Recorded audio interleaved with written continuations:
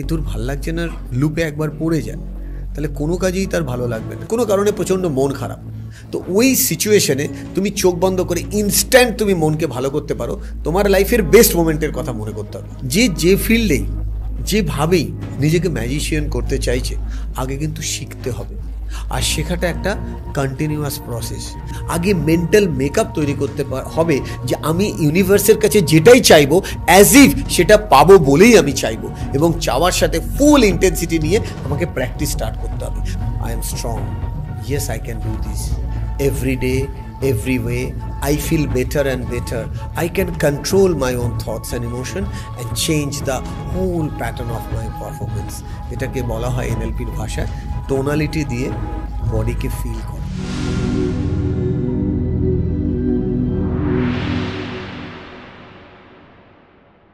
ভাল লাগছে নাটাও একটা হ্যাবিট হয়ে গেছে বহু মানুষের, সমস্ত জেনারেশন, এটা বয়স্ক, টিনেজার বা মধ্যবয়স্ক নয়, সবারই, বিশেষ করে যারা ঘরের মধ্যে একটু বেশি থাকেন, তাদের কোনো না কোনোভাবে সারাদিনে অকারণে ভাল লাগে না। যদি কোনো মানুষ তার সারাদিনে এই তোর ভাল লাগছে না লুপে একবার পড়ে যায়, তাহলে কোনো কাজেই তার ভালো লাগবে না। যে কারণে বলা হয় আজকের দিনে আফটার করোনা মানুষের কনসেন্ট্রেশন লেভেল এতটাই ড্রপ করে গেছে, যার লক্ষণ হিসেবে আমরা ইউটিউবের ভিডিও না দেখে আমরা রিল দেখি, রিল না দেখে আমরা শর্টস দেখি, এবং দেখা যাচ্ছে 4 সেকেন্ডেরও কম আমাদের কনসেন্ট্রেশন এসে দাঁড়িয়েছে, গোল্ড ফিশের থেকেও কম। সো এই ভালো লাগা ভালো না লাগার মধ্যে আমি যদি এই বল দুটো দিয়ে দেখাই, দুটো বলের দুরকম কালার, রাইট, এইভাবে হয়তো আমরা সবাই হয়তো পারবো, কিন্তু এইভাবে হয়তো অনেকেই হয়তো আমরা পারবো না। এটাকে বলা হয় জাগলিং।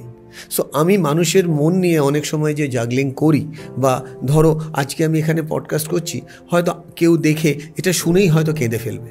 আমি যেরকম হলে যখন করি, বা তুমি হয়তো দেখেওছো আমার বিভিন্ন ইভেন্টে, প্রচুর মানুষরা হাও হাও করে কাঁদে এবং চোখ বন্ধ করে তারা সেই ফিউচার স্টেটে চলে যায় যেখানে সে অ্যাকচুয়ালি দেখতে পায় সাকসেস স্টোরিটা কীরকম।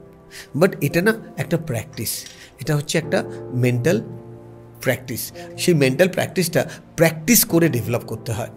সেটার জন্য আমি সবসময় একটা কথা বলবো, যে ফিল্ডেই যেভাবেই নিজেকে ম্যাজিশিয়ান করতে চাইছে, আগে কিন্তু শিখতে হবে। আর শেখাটা একটা কন্টিনিউয়াস প্রসেস। সেটার আরেকটা সহজ গল্প দিয়ে বলি, বিকজ শেখার মধ্যে দিয়ে গল্প এবং গল্পের গল্প দিয়ে ভালোবাসি। এই গল্পটা অনেকটা এরকম, একটি ছোট্ট বাচ্চা, মা আর বাচ্চা পাহাড়ি গ্রামে থাকে। মা একদিন বাচ্চাটিকে দুটো কাজের জায়গায় 4টে কাজের কথা বলে। বাচ্চা মেয়ে, সে মায়ের মুখের ওপরে উত্তর দেয় আমি পারবো না। মা খুব রেগে গিয়ে বাচ্চাটাকে জোরে কিছু ধমকায়। বাচ্চাটি এত কষ্ট পায় যে তার আগে মা কখনো এরকম জোরে কথা বলেনি। বাচ্চাটি দৌড়ে পাহাড়ের একদম চূড়ায় চলে যায়, মানে ওরা যে এরিয়ায় থাকে সেই টিলায়, এবং সামনে বিরাট বড় ফাঁকা পাহাড় এবং পাহাড়ের চূড়া দেখতে পাচ্ছে। ওই পাহাড়ের কর্নারে দাঁড়িয়ে ও চিচিয়ে বলে ওঠে আই হেট ইউ মম। যেই না আই হেট ইউ মম বলে, ও চারিদিক থেকে শুনতে পাচ্ছে I hate you mom, I hate you mom, I hate you mom. এটা শুনে ও ভয় পেয়ে যায়, এবং ভয় পেয়ে ও ছুটতে ছুটতে মায়ের কাছে এসে জড়িয়ে ধরে কাঁদতে থাকে, আর মাকে বলে মা আজকে একটা বিরাট বড় ঘটনা ঘটেছে। মা বুঝতে পারে না, একটু আগে মেয়ে কাঁদছিল, জ্বলে গেল, আবার কি ঘটলো। ও মাকে পুরো ঘটনা বলার পর মা বুঝতে পারলো ঘটনাটা কি হয়েছে। মা বললো let's go once more the same place, বলে ওকে ওই জায়গায় নিয়ে গিয়ে মা ওকে যখন বললো আচ্ছা তুমি সত্যিই কি আমাকে হেট করো, বললো না মা আমি তোমাকে ভালোবাসি। বললো can you speak it just like before. তো তখন ওই পাহাড়ের ওই কর্নারে দাঁড়িয়ে ও চেঁচিয়ে বলে উঠলো আই লাভ ইউ মম। যেই না বললো চারিদিক থেকে I love you, I love you, I love you শুনতে পাচ্ছি। মা তখন ওকে বুকে জড়িয়ে ধরে বলল my child always remember life is all about echo. আমরা জানি এটাকে ইকো বলে, যে তুমি ঠিক ইউনিভার্সকে যা দেবে ইউনিভার্স তোমাকে তাই দেবে। সো ইউনিভার্সটা না অনেকটা আমাদের রেস্টুরেন্টে গিয়ে আমরা যেরকম অর্ডার দিই, ইউনিভার্সটা কিন্তু ওই রকম। মানে তুমি রেস্টুরেন্টে গিয়ে অর্ডার দিলে চেলো কাবাব, রাইট, কোনো একটি নাম করা রেস্টুরেন্টে সে যদি চেলো কাবাব অ্যাভেলেবেল থাকে তোমার সামনে টেবিলে কিন্তু চেলো কাবাবই আসবে, সেখানে কিন্তু মন্ডাও আসবে না, মিঠাইও আসবে না। ঠিক সেরকম universe is ready to give you but first you have to ask, you have to believe and you have to receive. এটাকে বলা হয় আস্ক, বিলিভ, রিসিভ। আগে মেন্টাল মেকআপ তৈরি করতে হবে যে আমি ইউনিভার্সের কাছে যেটাই চাইবো অ্যাজ ইফ সেটা পাবো বলেই আমি চাইবো, এবং চাওয়ার সাথে ফুল ইন্টেন্সিটি নিয়ে আমাকে প্র্যাকটিস স্টার্ট করতে হবে। প্রত্যেক দিন আর্লি মর্নিংটাকে বেস্ট টাইম বলা হয়, আর্লি মর্নিং, যেটাকে ব্রহ্ম মুহূর্ত। আমাদের প্রত্যেকটা স্টুডেন্ট বা প্রত্যেকটা পারফর্মারের লাইফে 3টে ফেজ আসে, যে ফেজের মধ্যে একটা ফেজকে বলা হয় প্যানিক জোন, একটা ফেজকে বলা হয় কমফোর্ট জোন, একটা ফেজকে বলা হয় লার্নিং জোন। এই লার্নিং জোনে যারা যায় তারা হচ্ছে 0.01%। তারা যেটাতেই হাত দেয় সেটাতেই সফল হয়, রাইট? মারাদোনাকে যদি দেখো, পেলেকে যদি দেখো, মেসিকে যদি দেখো, রোনালদোকে দেখো, সবাই কেন হতে পারে না? সবাই তো বল নিয়ে মাঠে যায়। তার কারণ সবাই এক্সটার্নাল জিনিসটা নকল করে, ইন্টারনাল জিনিসটা নকল করে না। ইন্টারনাল জিনিস মানে ভেতরটাকে চেঞ্জ করা, যেটার জন্য খুব দরকার হচ্ছে লার্নিং জোনে থাকা। So what is comfort zone? Comfort zone মানে পড়তে বসেছি কিন্তু ঘড়ির দিকে তাকাচ্ছি, কখন খেতে দেবে, কখন খেয়ে শোবো। বা পড়তে বসেছি কিন্তু বইয়ের ফাঁকে চলছে মোবাইল, সেখানে ইনস্টাগ্রাম, সেখানে রিল, সেখানে কিছু না কিছু একটা চলেই যাচ্ছে। 2টো অ্যাকাউন্ট 3টে অ্যাকাউন্ট খুলে বাবা মার সামনে ভাবছি খুব বড় হিরো হয়ে গেছি, বাবা মা জানতে পারছে না। কিন্তু নিজের চিত্রগুপ্তের কাছে যে আমি টাইম চুরি করছি এবং নিজের মানিব্যাগ থেকে নিজেই যদি টাকা চুরি করে আমি যদি দুহাত তুলে নাচি, এর থেকে সহজ মানুষ বা পাগল মানুষ কে আছে আমি জানি না। এরকম আমরা সবাই কিন্তু লাইফে কোনো না কোনো সময় পাগলামির পাগলায় পড়েছি, কিন্তু সেখান থেকে বেরিয়ে আসার জন্য সেই চক্রবহ অভিমন্যু চক্রবেহে যদি আমরা ঢুকে যাই, আমাদেরকে কেউ বার করতে পারবে না। আগে নিজে উইলিং হতে হবে যে am I willing to come out or not, right? তো সেটা আগে মাইন্ড মেকআপ করতে হবে, তাহলে কমফোর্ট জোনে হবে না। What is panic zone? মানে হঠাৎ করে তুমি 2 দিন খুব সিরিয়াস হলে, এই পডকাস্ট দেখে খুব সিরিয়াস হলো, আবার জেগে সেই, তাহলে হবে না। কিন্তু লার্নিং জোনে থাকতে হবে। লার্নিং জোনকে বলা হয় কি আর্লি মর্নিংকে ইউজ করা, মানে 3:30 থেকে 5:30টার টাইমটা সারা পৃথিবী ঘুমায়। যদি তোমার কাছে অপশন থাকে, ভোরবেলা গাড়ি চালালে একটাও সিগন্যাল তুমি পাবে না, ফ্রি, সব কিছু ফ্রি, ইভেন পেট্রোল অবধি ফ্রি, এক্সাম্পল বোঝাচ্ছি। তাহলে তুমি নিশ্চয়ই চাইবে সকালবেলা ডেস্টিনেশনে আগে পৌঁছে যেতে, রাইট? সো আমরা অনেক সময় এটা দেরি করে ফেলি, যার জন্য আমি কি বলি, আমার ফর্মুলা অনুযায়ী start before you start, finish before you finish. শুরু করার আগে শুরু করো, শেষ করার আগে শেষ করো। যারা ভালো হয় তারা লার্নিং মোডে থাকে, তারা সব সময় শুরু করার আগে শুরু করে। কাল করব বলে কিছু নেই। কিছু এক্সারসাইজ দেখাবো যেটা আমাদের ব্রেন ওয়েভকে তৈরি করতে পারে। গল্প বল কিনে এভাবে যদি আমরা ঘোরাতে থাকি তাহলে দেখবো একটা দিকে কিন্তু আমাদের হাত খুব ইজিলি ঘুরছে, কিন্তু আরেকটা দিকে একটু অসুবিধা হচ্ছে, রাইট?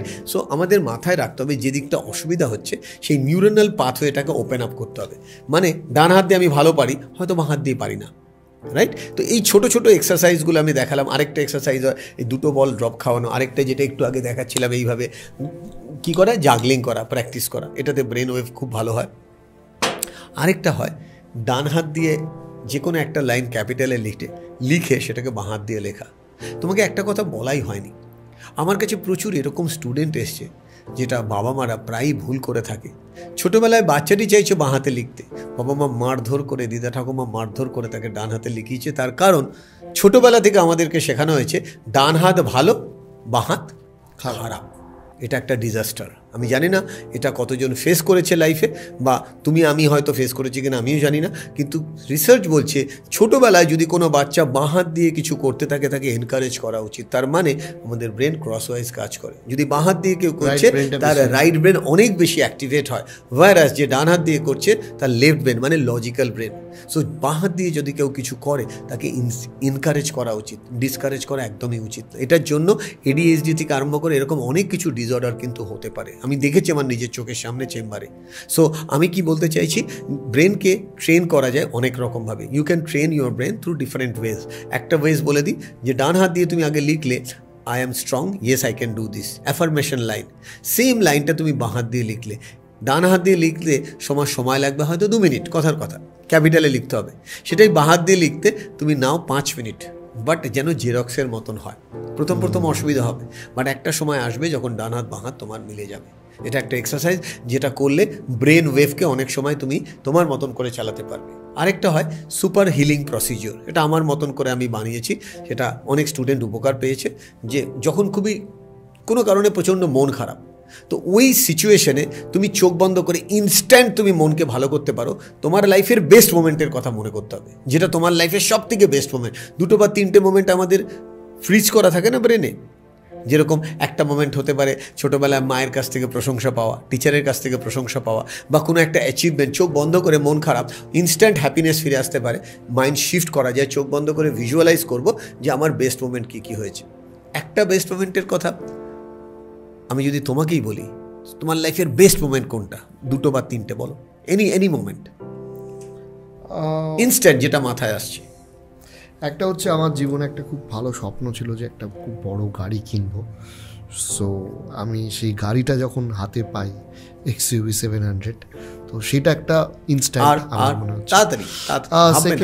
সেকেন্ড হচ্ছে ডেফিনেটলি যখন আমি একটি সাংস্কৃতিক সংস্থার সাথে যুক্ত, শুরু ভারতীয় সঙ্গীত কলা, তার যখন কনভোকেশন হয় এবং বহু মানুষ আসে রামকৃষ্ণ মিশন বেলুর মঠে, এখন অভ্যাস হয়ে গেছে, প্রথমবার যখন সেই স্টেজে দাঁড়াই সেটা। এবার আমি যদি তোমাকে বলি প্লিজ ক্লোজ ইউর আইজ, চোখ বন্ধ করে তুমি মনের চোখে ভিজুয়ালাইজ করো, তো এর থেকেও বেস্ট মোমেন্ট সেদিন যেদিন তোমাকে তোমার বাবা মা ডিসিশন নেয় পৃথিবীর আলো দেখাবে, এবং সেদিন তুমি কত বড় যুদ্ধ লড়ে মায়ের পেটের মধ্যে জায়গা করে নিয়েছিলে, লাখ লাখ ভাই বোনকে হারিয়েছিলে, ইয়েস অর নো? এটাও তো এক ধরনের যুদ্ধ। এবং সেই যুদ্ধটা কিন্তু তুমি দেখিনি, কিন্তু 3 ইডিয়টসে এটারই খুব সুন্দর একটা এক্সাম্পলও দেখানো হয়েছে, যে আমরা জানতেও পারিনি সেই যুদ্ধের সময় ভাই বোন অনেকে বলেছিল আমরা পৃথিবীর আলো দেখব, কিন্তু তোমার মা তোমাকে জায়গা করে দিয়েছিল।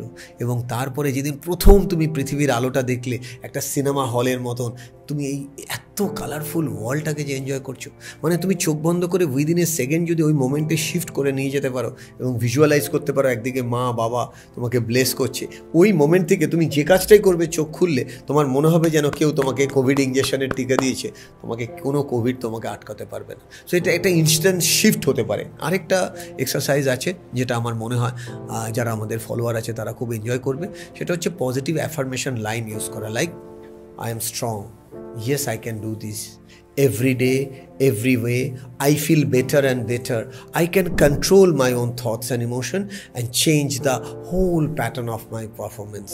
এটাকে বলা হয় NLPর ভাষায় টোনালিটি দিয়ে বডিকে ফিল করা।